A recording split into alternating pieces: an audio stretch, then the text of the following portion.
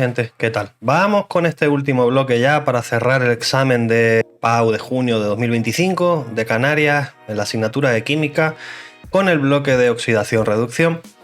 Había un primer ejercicio que era la clásica reacción de tipo redox, donde tenemos que ajustarla por el método del ion electrón. Vamos primero a copiar la reacción completa con todos sus compuestos, una reacción bastante larga como suele ser habitual en este tipo de ejercicio, y analizaremos lo primero de todo con qué valencia está actuando cada uno de los elementos. Para empezar, sabemos que el oxígeno actúa siempre con la valencia -2 aquí y aquí, el hidrógeno con valencia +1, el sodio solo tiene la valencia +1, elementos como el cloro que están sueltos o en este caso diatómicos van a actuar con un estado de oxidación 0 y el resto lo vamos a obtener, digamos, de forma que la sumatoria de valencias del compuesto completo dé 0. Por ejemplo, aquí en el ácido clorhídrico, obviamente el cloro tendría que valer -1 para que la sumatoria diese 0. Aquí, por ejemplo, un poquito más compleja, esta molécula tendría que dar 0, entonces en principio yo la valencia del cromo no la sé, porque de hecho el cromo tiene 2, 3 y 6 como posibles valencias, pero sabiendo la del oxígeno, que es -2 multiplicada por 7 átomos de oxígeno que tenemos en esta molécula, es -14, el sodio sería +1 por 2 +2, por tanto para que diese 0 aquí en el espacio del cromo tendría que haber un +12 para que fuese 2 más 12, 14, menos 14, 0. Pero claro, el 12 no es en sí la valencia del cromo, es la valencia del cromo multiplicada por 2. ¿Qué valencia multiplicada por 2 da 12? 6. Es decir, el cromo está actuando aquí con valencia +6. Por medio de ese tanteo de valencias yo puedo continuar, pues bueno, aquí por ejemplo el cloruro vuelve a tener valencia -1 acompañando al sodio para que dé 0. Aquí el tricloruro de cromo, digamos que este coeficiente me está de alguna forma chivando que la valencia del cromo ahí es 3, por tanto el cloruro tendría que ser -1 para que -1 por 3 diese -3 y la suma de todo esto diese por tanto 0. Bueno, pues entonces, teniendo en cuenta todo esto, yo ya veo las valencias de cada elemento, analizo cuáles son los elementos que han cambiado su valencia al pasar del lado de los reactivos al lado de los productos. Y el primero que me encuentro es el cromo. El cromo ha pasado de actuar con valencia 6 a actuar con valencia 3, por tanto ahí nos encontramos con que el cromo se está reduciendo. Ya podríamos de hecho determinar que se reduce el cromo y luego también me encuentro con que el cloro, que tenía aquí valencia -1, ha pasado aquí a tener valencia 0. Ahí es donde se está produciendo la oxidación. O sea, se está oxidando el cloro. Pero recuerden que aquí, digamos, a la hora de obtener los agentes oxidantes y agentes reductores, iría al revés. Quiero decir, si se reduce el cromo es porque al mismo tiempo que se reduce, que es porque está ganando electrones, es porque está provocando la oxidación del otro. Por tanto, es el agente oxidante. La molécula donde se encontraba el cromo que se estaba reduciendo es el agente oxidante. El agente oxidante, ahí sí tengo que poner la molécula completa, que es el dicromato de sodio, y en el caso del cloro hemos dicho que el cloro se oxida, por tanto la molécula, el compuesto donde está el cloro que se está oxidando es el agente reductor. El HCl, ácido clorhídrico, es el agente reductor. Ya con esto estamos respondiendo a lo que me piden en el apartado A. Me preguntaban precisamente eso, es que ni lo he leído, qué especie es la oxidante y cuál es la reductora, y justifique qué elemento se oxida y cuál se reduce. Bien, pues lo tenemos. Nos iríamos al apartado B, donde pues yo lo primero que debería hacer es disociar en iones, cationes y aniones todas las sustancias que se puedan disociar de esta reacción para obtener lo que llamamos la ecuación iónica. Esto es un proceso, siempre digo que es opcional, pero es más que recomendable para luego no liarnos a la hora de posteriormente plantear las semireacciones. Yo sé que aquí estos compuestos son todos sales o ácidos, se pueden disociar, las sales y los ácidos se pueden disociar. No se pueden disociar ni los óxidos, ni, como ves aquí, el agua, ni las sustancias diatómicas, ni sustancias covalentes en general. Pero los ácidos y las sales sí. De hecho, el dicromato de sodio, yo le puedo meter el corte por aquí, separar el metal de la parte no metálica y me queda que aquí tengo dos cationes de sodio y un anión de dicromato Cr2O7 2-. El ácido clorhídrico se disocia en H+ y cloruro, cloro menos. Eso en el lado izquierdo. Y en el lado derecho tengo el cromo.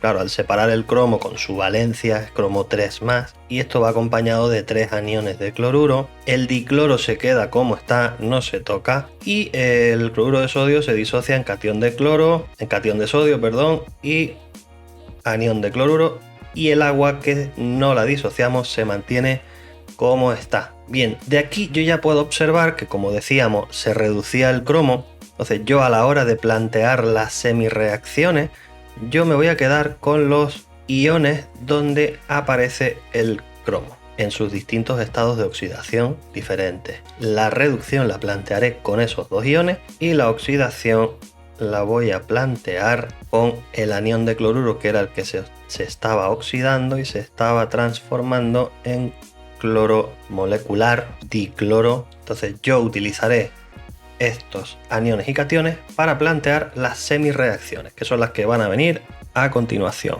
Vamos a limpiar un poco la pizarra porque ahora es cuando vamos a plantear como tal las semireacciones, y lo dicho, planteamos por un lado la reducción y por el otro la oxidación. La reducción hemos dicho que es el anión dicromato que pasamos al catión de cromo 3 en el lado derecho. Y la oxidación es anión cloruro pasa a molécula de dicloro en el lado derecho.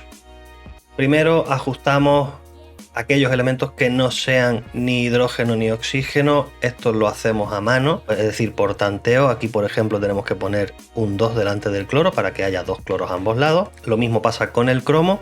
Tengo dos cromos aquí, pues necesito poner un 2 delante del catión de cromo. Bien, eso por un lado. Después, el oxígeno. Siguiente paso, ajustamos los oxígenos añadiendo moléculas de agua en el lado donde falten oxígeno, tantas moléculas de agua como oxígeno falte.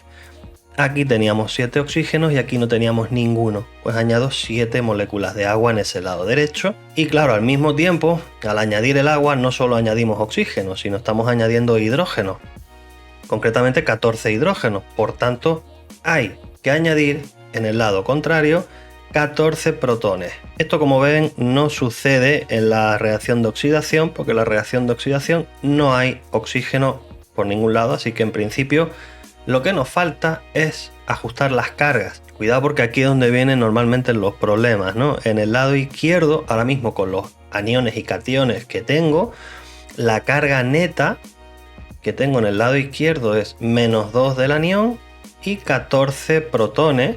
Esto da un total de carga de +12 en el lado izquierdo, mientras que en el lado derecho el agua no tiene carga, es neutra, mientras que el cromo son dos cationes de cromo 3 que me da un total de carga positiva de +6. Significa que el lado izquierdo tiene un exceso de carga positiva, concretamente un exceso de 6 con respecto al lado derecho.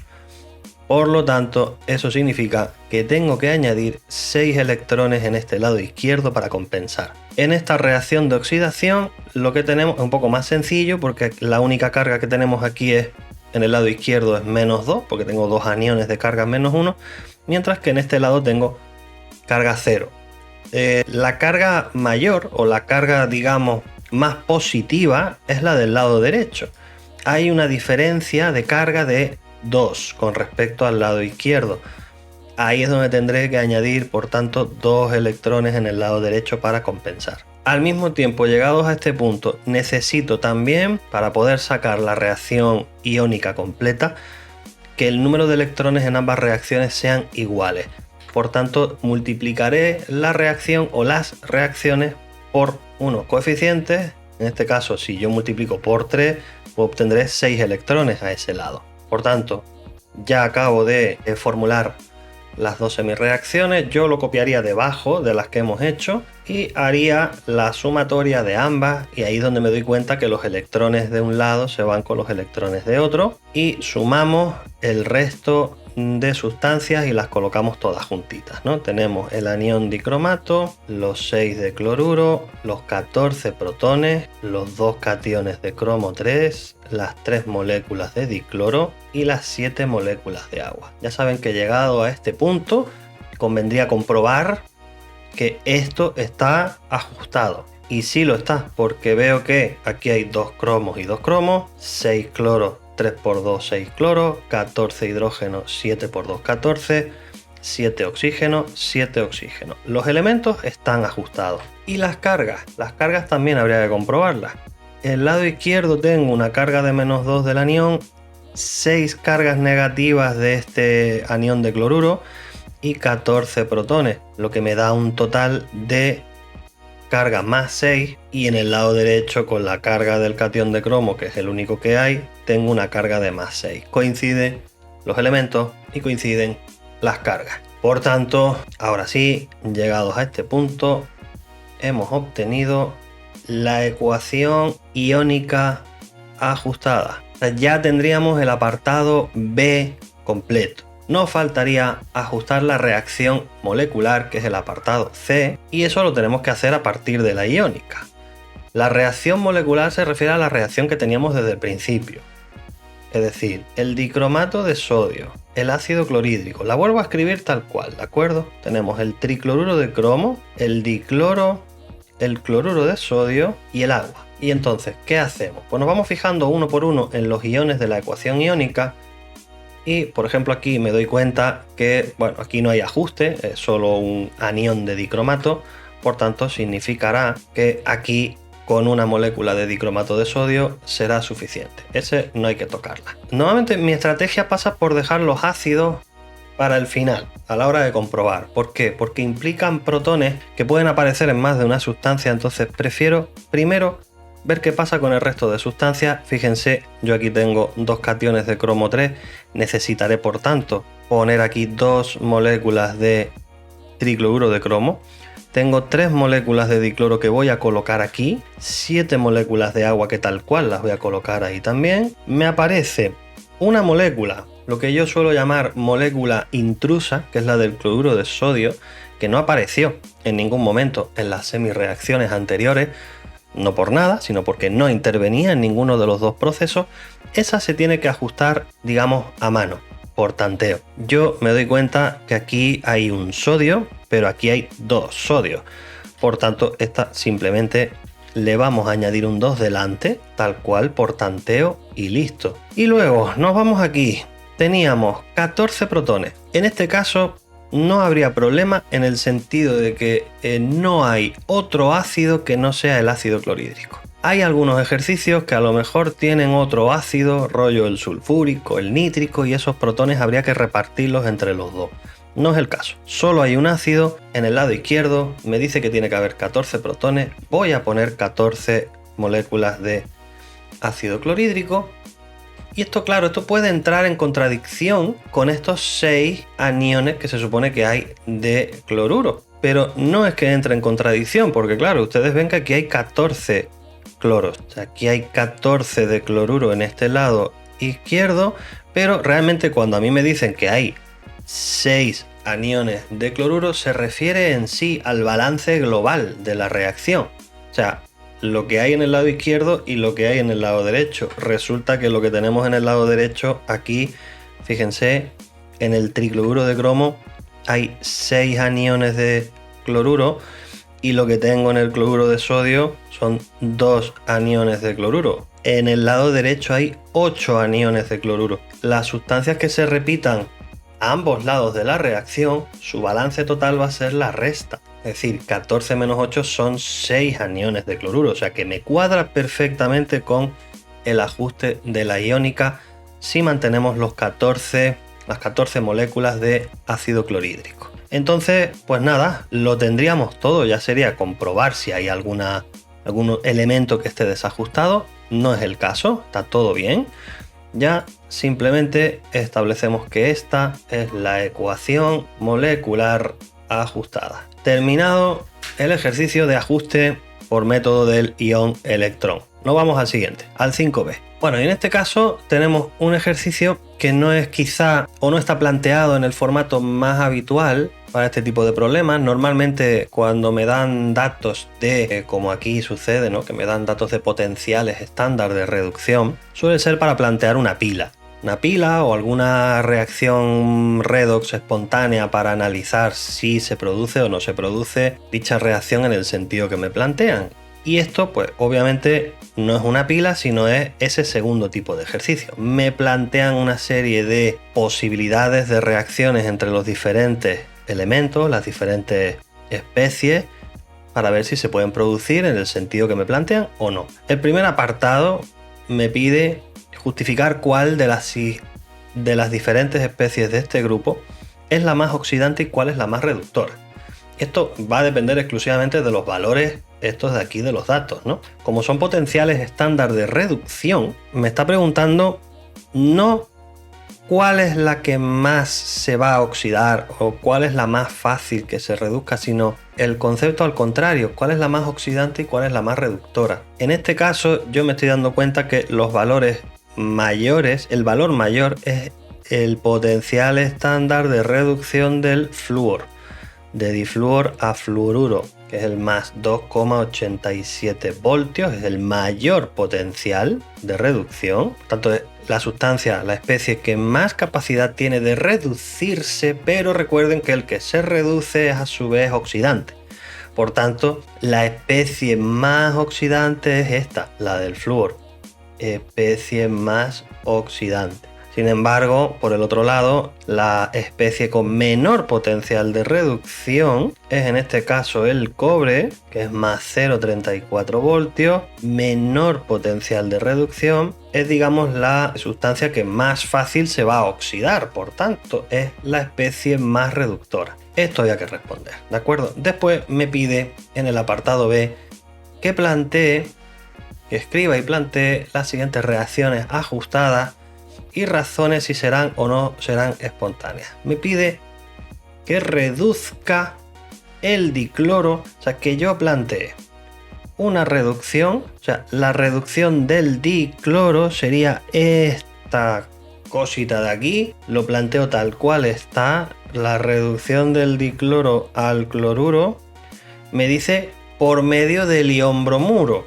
Claro, si el dicloro es el que se está reduciendo, el que se está oxidando, por tanto, sería el ion bromuro. Es decir, tendríamos que plantear con el ion bromuro su oxidación. Recuerden, el sentido contrario sería el de la oxidación de ion bromuro a dibromo. Bien, ajusto estas reacciones, ajusto estas semireacciones, simplemente añadiendo un 2 al cloruro, un 2 al dibromo, añado electrones en los lados donde haya exceso de carga positiva. En este caso habría que añadir 2 electrones aquí y 2 electrones en el lado derecho, en el otro lado, y por tanto, si yo planteo la reacción global ajustada, me quedará dicloro, 2 de bromuro, 2 de cloruro y dibromo. Pero me pide ver si serán o no espontáneas. Esto va a depender exclusivamente de la fuerza electromotriz. Nosotros, cuando calculamos normalmente la fuerza electromotriz de la pila, hacíamos potencial estándar del cátodo menos potencial estándar del ánodo. Recuerden que el cátodo es el potencial de la reducción y el ánodo es el potencial de la oxidación. El del cátodo entonces es el de la reducción, o sea, el del cloro, el 1,36. Si yo a esto le resto el ánodo, que es el del bromo, que es 1,07, pues me sale 0,29. Y aquí lo importante es ver si da positivo o negativo. Da positivo. Al dar positivo significa que la reacción es espontánea. Es mayor que 0, por tanto la reacción va a ser espontánea. Si hubiese dado negativo, diríamos que no lo es. Vamos a plantear ahora, por tanto, la segunda reacción. Me pide que reduzca el dibromo. Ahora vamos a hacer aquí la reducción del dibromo, es decir, de dibromo a bromuro, y por tanto la oxidación va a ser por medio del ion fluoruro. O sea, el fluoruro que sería entonces así, de fluoruro a flúor. La oxidación, recuerden, en sentido contrario al que me aparecen los potenciales. Yo planteo esto, ajusto las dos semirreacciones, añado electrones donde sea necesario. En este caso vuelve a ser 2 electrones en cada reacción que se me pueden ir automáticamente al generar la reacción. Aquí se me olvidó poner que esto es la reacción global como tal. Vamos a poner aquí también reacción global y me queda de dibromo a 2 de fluoruro, pasamos a 2 de bromuro y difluor. Pero si yo ahora hago la fuerza electromotriz o potencial total de esta reacción y volvemos a hacer potencial estándar del cátodo menos potencial estándar del ánodo, es decir, de la reducción menos la de oxidación, el bromo era 1,07 y si le resto el del flúor que era 2,87, fíjense que aquí me va a quedar negativo, menos 1,8 voltios. Por tanto, si da negativo es que no va a ser espontánea. Bueno, pues ya tendríamos el apartado B, vamos al último, al C, y ya terminamos por fin el examen, recogemos y nos vamos, ¿de acuerdo? Apartado C. Me pregunta, ¿será un recipiente de cobre un buen material para contener dibromo? Volvemos a copiar los potenciales, en este caso del cobre y del dibromo. El cobre hemos dicho que siendo 0,34 voltios y el bromo 1,07 voltios. ¿Qué pasa? Que yo con estos potenciales yo estoy viendo que aquí este sería el que se reduciría, esta sería la reducción y esta sería la oxidación, ¿verdad? Estaríamos viendo ya que el cobre se oxidaría en presencia del bromo.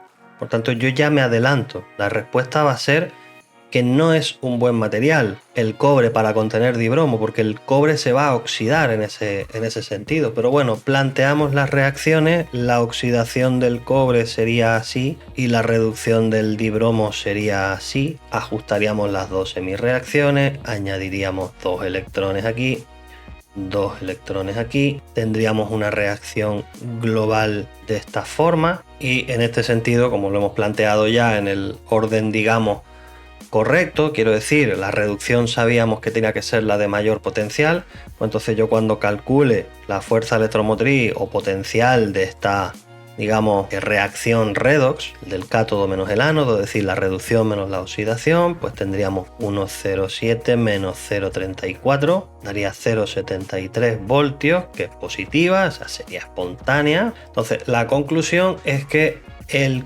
cobre no sería un buen recipiente, pues se oxidaría en presencia del dibromo. Pues listo, mi gente, terminado el examen completo, bloque 5. Muchas gracias por aguantarme hasta aquí. Por favor, suscríbanse, me ayudan un montón. Nos veremos en próximos vídeos donde seguiremos resolviendo otros ejercicios de examen. Un fuerte abrazo.